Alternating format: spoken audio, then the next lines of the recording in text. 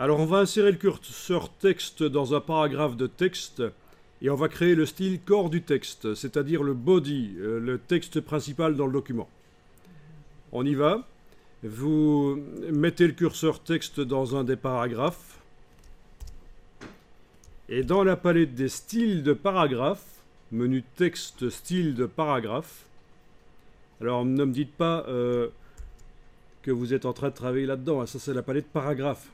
C'est la modification manuelle des choses, la palette paragraphe. Non, c'est les styles de paragraphe ici. Donc au départ de l'aspect que j'ai donné précédemment au paragraphe, c'était au cours précédent, je vais ici, dans le menu de la palette style de paragraphe, demander de faire un nouveau style de paragraphe. Je vérifie qu'il est indiqué d'après aucun, et je vais l'appeler corps du texte.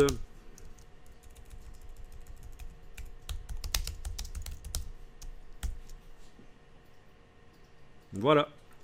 Si le texte ici n'utilise pas encore le style qu'il vient de créer, vous cliquez sur le style. Moi d'office, il l'utilise parce que l'option appliquer le style à la sélection était enclenchée dans la boîte de création de style.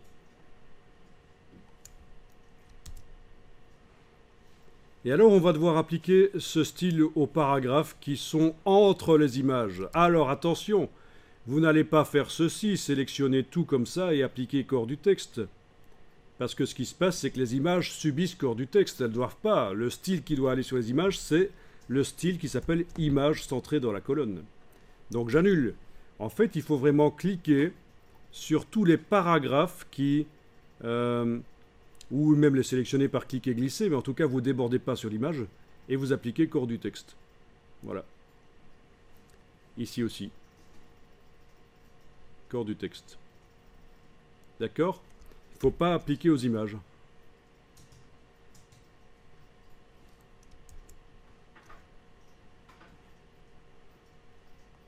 Alors, vous pouvez appliquer ça au texte qui est en excès, c'est-à-dire le texte qui est en dehors du bloc, parce qu'il y a du texte en dehors du bloc, en fait. Hein. On a du texte en excès.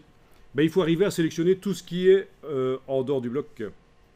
Et pour ça, vous allez mettre le curseur dans un des derniers paragraphes ici, n'importe où, et vous allez enfoncer les touches CMD majuscules et sur le clavier du Mac, la flèche qui va vers le bas à droite. Et ça sélectionne tout ce qui se trouve après le curseur. Donc je vais vous montrer sur mon superbe clavier virtuel la touche CMD, la touche majuscule et la flèche en bas à droite. Et sur le PC, ce sera CTRL majuscule END. END, c'est une touche qui se trouve au même endroit, mais à la place d'une flèche qui pointe vers le bas à droite, c'est le mot END. Et ça permet de sélectionner tout ce qui se trouve après le curseur. Et donc, vous pouvez appliquer corps du texte. D'accord ? Il y a juste un problème, c'est que j'ai une image qui était pas visible. Je clique à droite de l'image, je lui réapplique image centrée dans la colonne. Voilà. Et elle est repartie en dehors du bloc. Mais ça, je savais qu'il y avait une image, mais j'allais régler le problème quand j'allais, de toute façon, faire au cours suivant, on va faire couler le texte de la première page vers la deuxième. Et on va donc faire du chaînage de texte, mais ça, c'est pas pour maintenant. Parce qu'on a du texte en excès, c'est normal. On a tous du texte en excès ici.